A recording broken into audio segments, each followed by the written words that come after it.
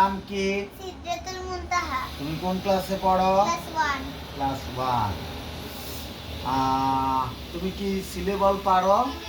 জি। Syllable মানে কি? শব্দের অংশ।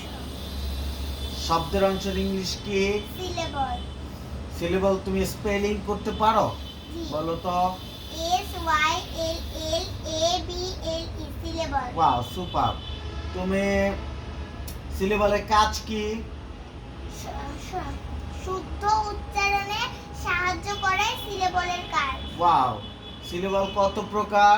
4 প্রকার: মনোসিলেবল, ডাইসিলেবল, ট্রাইসিলেবল, পলিসিলেবল। ওকে।